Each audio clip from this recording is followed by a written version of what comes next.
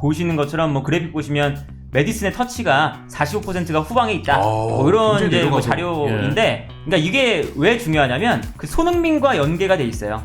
최근 보면 메디슨이 내려와 주기 때문에 그 손흥민이 저기에 거의 안 잡혀요. 네. 그렇다는 건 손흥민은 앞에서 뛰고 있다는 거죠.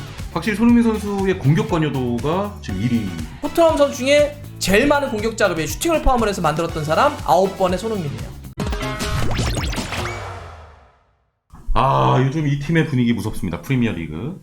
토트넘. 네, 2승 1무로 지금 3위에 위치하고 있는데 초반 토트넘 분위기가 굉장히 좋아서 여러 가지로 토트넘이 지금 이렇게 분위기가 좋은 이유들에 대해서 좀 분석을 하고 싶고요. 첫 3경기 프리미어리그 개막하고 첫 3경기에서 2골 이상 득점했던 0910-1819 시즌에 4위를 했다는 거야. 네. 이번 시즌이 그 세 번째 시즌이 된 거야, 토트넘은. 3경기에서 2골 넣었다 이거지. 네. 두 골씩 지금까지 경기당. 2골씩 4위 했는데 그러면 이번 시즌도 그게 준하지 않을까. 그러면서 지금 3위 하고 있다 이런 통계예요. 야, 그럼 이거 쪼가 완전 맞는 거네, 사트넘? 지금까지는 쪼 형이 엄청 미쳤네, 적중이지. 쪼. 그래서 지금 3위에 위치하고 있는 이유는 뭔가. 네. 이런 거를 조금 얘기를 해보고 싶어요. 네. 그러니까 지금 토트넘이 수치적으로 어떤 게 있냐면은요. 우리가 볼을 소유하고 볼을 차근차근히 빌드업하고 그래서 경기를 주도하는 경기들 있잖아요. 그런 수치들이 다 올라갔어요. 어허. 자, 토트넘의 경기당 지금 평균 점유율이 61%입니다. 네. 상당하죠. 사실 그냥 한 절반 아래거나 50% 언저리에 있던 팀이거든요. 61%까지 갔다. 지금 첼시, 맨시티, 브라이튼, 아스날에 이어서 5위입니다. 점유율이. 네네. 그다음에 패스 성공 같은 경우도 횟수를 봤더니 경기당 514개예요. 이것도 네. 5위입니다. 맨시티, 첼시, 아스날, 브라이튼에 이어서. 경기당 슈팅이 몇 개인 줄 아세요? 17개를 때리고 있어요. 오, 많이 네. 때리네. 그다음에 드리블 성공 같은 경우도 경기당 15개를 성공. 이것도 2위입니다. 네. 그러니까 이런 정도로 모든 어떤 이 경기를 끌어가는 지표들이 다 올라가 있단 말이죠. 그걸 우리가 보면서 보면 확실히 볼을 예전처럼 빵 질러내거나 수비하다가 역습하거나 이런 게 아니라 뒤에서부터 차근차근 잘 풀어 나오더라. 거기에 핵심적인 장면이 비카리오기 때문에 이제 비카리오 저희 뽑은 건데, 자, 네. 비카리오 이 장면입니다. 제가 지난번도 한번 말씀드렸는데, 일단 비카리오는 요리스에 비해서 확실히 발을 잘 써요.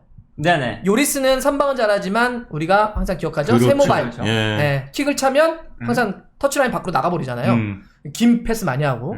근데 비카리오 갔다 오면서 이 장면이 뭐냐면, 비카리오는 지금 패스 성공률이 지금 프리미어리그 와서 77%예요. 네네. 상당히 기본적으로 높아졌는데, 이 장면이 딱 그 토트넘이 달라졌구나라고 하는 건데, 지금 보세요. 본머스의 공격 쪽에서 전방 압박을 하기에 달려들잖아요. 네네. 저러면 기본적으로 빌드업을 할 때 어떻게 하냐? 양쪽에 지금 반더벤하고 로메로가 벌려서 있잖아요. 그럼 골키퍼가 저기서는 손으로 던지거나 킥으로 벌려주겠죠. 그리고 경기를 한단 말이야. 근데 비카리오가 어떤 행동을 했냐, 여기서. 저렇게 딱 솔랑키가 오니까, 기다려. 쭉 와. 기다려. 그러더니, 가까이 오니까 볼을 자기가 찍어. 내 발로 시작하겠다는 거야. 네네네. 근데 사실 그건 리스크를 안잖아. 저렇게 가까이 왔는데 지금 발 밑에 볼을 내려놓은 거예요. 자기가 발로 차겠다고. 근데 사실 저는 되게 위험한데 왜 저렇게 하냐는 거예요. 왜? 저거는 공격수들을 자기한테 끌어당기겠다는 거예요. 아하. 자, 솔랑케나 공격수들이 끌어당기면 좌우에 있는 반더벤이나 로메로나 아니면 여기 파페사르나 다른 선수 비수마도 지금 있는데 다른 쪽에서 수비가 엷어지겠죠. 네. 그러면 그쪽으로 연결시켜서 빌드업을 하겠다는 거예요. 다시 얘기하면 아주 철저하게 토트넘은 이제 우리는 빌드업 할 거야. 절대 안 질러. 그리고 공격수가 온다고 해서 우리는 볼을 그냥 버리지 않을 거야. 만들어가겠다라고 하는 걸 딱 보여주는 장면입니다. 네, 그래서 네. 비카리오가 딱 수비수가 올 때 공격수들이 전방 압박할 때 찍어놓고 시작하는 이걸 보면서 아 진짜 팀이 완전 달라졌구나. 그렇습니다. 네, 이걸 느꼈죠. 자, 완전 달라졌고 그 수비 진영에서의 빌드업의 시작은 또 비카리오 골키퍼인데. 네네. 그 최근 3경기를 보면 네. 메디슨이 에이스죠. 네. 메디슨이 확실히 들어오니까 이 팀 자체가 많이 달라졌고요. 네. 뭐 저기서 이제 보시는 것처럼 뭐 그래픽 보시면 메디슨의 터치가 45%가 후방에 있다. 뭐 이런 굉장히 이제 뭐 내려가서. 자료인데, 그러니까 이게 왜 중요하냐면 그 손흥민과 연계가 돼 있어요. 손흥민 선수가 메디슨이 내려오니까 내려오는 빈도가 많이 줄었습니다. 그래서 뭐 예를 들면 뭐 아래쪽에 있는 경기 장면 보시면 이제는 후방 빌드업을 할 때 당연히 네. 그 토트넘 지역 쪽을 당연히 앵글이 비춰주잖아요. 지난 시즌에 손흥민이 저 앵글에 거의 매번 잡혔어요. 맞아요. 내려와서 볼을 받아야 되니까. 근데 최근 보면 메디슨이 내려와 주기 때문에, 그리고 특히나 메디슨이 약간 왼쪽 지역으로 빠져나오면서 봤거든요. 그래서 손흥민이 저기에 거의 안 잡혀요. 네. 그렇다는 건 손흥민은 앞에서 뛰고 있다는 거죠. 그렇죠. 그러니까 그게 이제 좀 많이 달라지면서 특히나 어쨌든 중앙 미드필더 라인에 볼을 소유하고 탈압박을 하고 전개할 수 있는 선수가 있다는 거. 요게 매우 달라진 것이 아니냐. 네. 그렇게 볼 수 있겠죠. 그리고 이제 저도 이 메디슨을 좀 봐야 돼요, 이번 시즌. 확실히 메디슨이 핵심적인, 그래서 저 터치맵도 그렇지만 거의 사방을 다 밟고 다니잖아요. 저기 아래쪽 보면 포로가 미들 쪽으로 붙잖아요. 저기 로얄이 나올 때도 마찬가지입니다. 그 다음에 이제 우도기도 언더랩 안으로 칠 때가 있고 바깥쪽으로 칠 때가 있는데 네. 풀백을 가운데 넣어서 미드필더 뒤를 받치게 하는 것은 좀 더 보면 제임스 메디슨에게 자유를 주기 위해서 그런 거예요. 요 풀백이 들어와서 하면 제임스 메디슨이 뒤에 있는 풀백들에게 미드를 좀 내주고 자기는 사이드로 빠지거나 공격적으로 직접 들어갈 수 있는 게 나오거든요. 그래서 제임스 메디슨을 최대한 극대로 활용을 해서 경기를 좀 풀어나가려고 한다 라고 하는 걸 느껴지고요.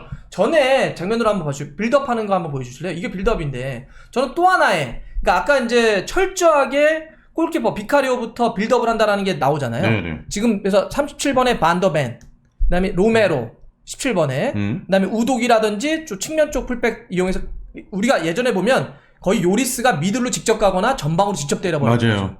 그다음에 예전에는 해리케인이 내려와서 볼 받으면 손흥민이 뒤로 가는 이런 형태였는데 보세요. 아주 패스맵이 고르게 아래로부터 출발되는 게 명확하게 보이는 거고 명징하죠. 또 하나는 37번의 반더벤, 그다음에 로메로. 전 여기 되게 핵심적이라고 봐요. 특히 이 반더벤의 영입은 진짜 신의 한 수구나. 네. 이렇게 패스 축구를 하려고 하고 그다음에 라인 전체적으로 끌어올리려고 하고 주도하려고 할 때 필연적으로 라인이 올라가잖아요. 지금 다 보세요. 기본적으로 모든 선수들이 하프라인 근처로 모여있거나 위에 올라가 있잖아요.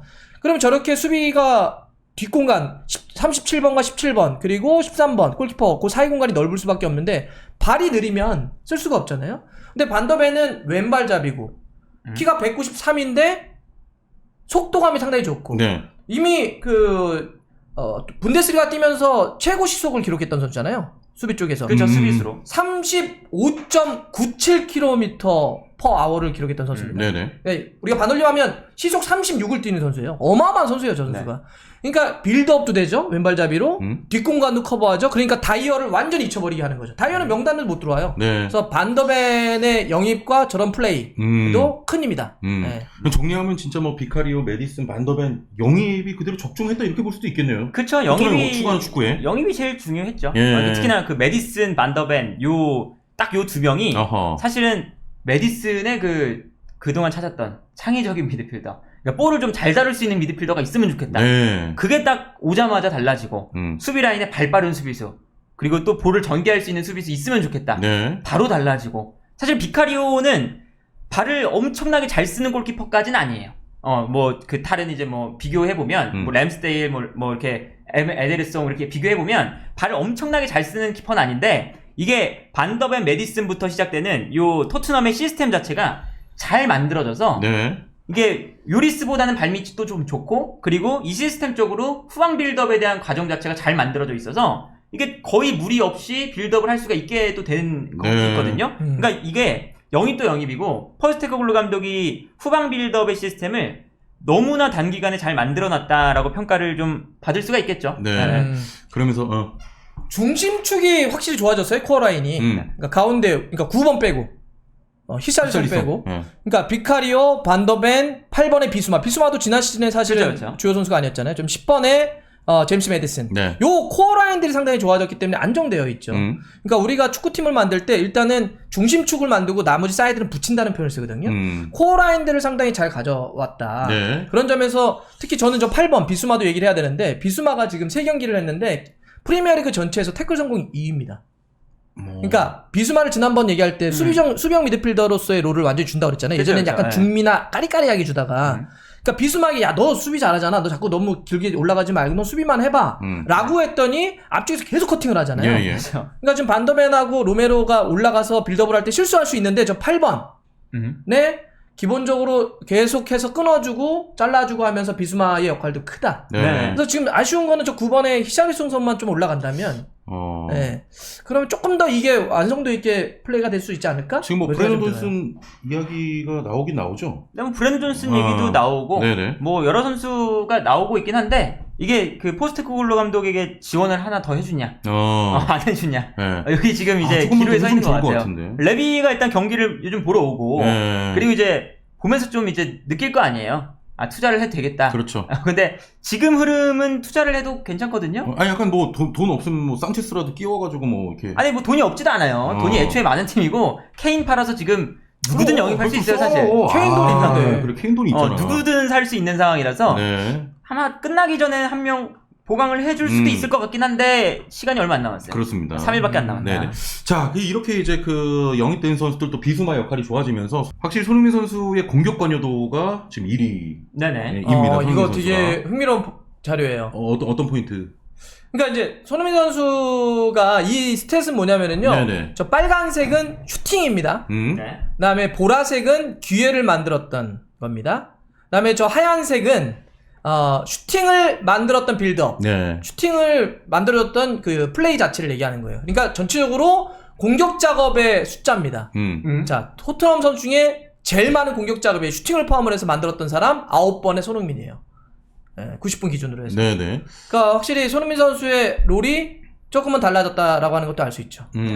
확실히 좀 이게 전술 때문인지 아니면 손흥민 선수의 그 뭐 개인적인 건지 약간 스타일도 조금 바뀐 것 같아요. 스프린트 스타일에서 조금 이렇게 줄 때 내주고. 그건 전술이 달라졌으니까 어쩔 수 없죠. 전술적인 전술적인 것도 있고 특히나 예. 뭐 왼쪽에 있으면서 사실은 안쪽으로 넣어주는 이런 플레이가 좀 많이 늘어난 것도 있고 네네. 그리고 뭐 원톱으로 뛰었을 때도 거의 프리롤로 뛰었거든요. 지난 경기는. 네. 프리롤로 뛰면서 연계 플레이를 계속 해주더라고요. 이제 그게 어느 정도 포스테코글로 감독이 이 손흥민 선수의 사용법을 이제 지난 시즌과는 조금은 다르게 많이 다르게 좀 가져가는 것처럼 보입니다. 네네. 이 손흥민 선수가 그거에 일단은 적응을 잘하고 있는 것 같고. 네.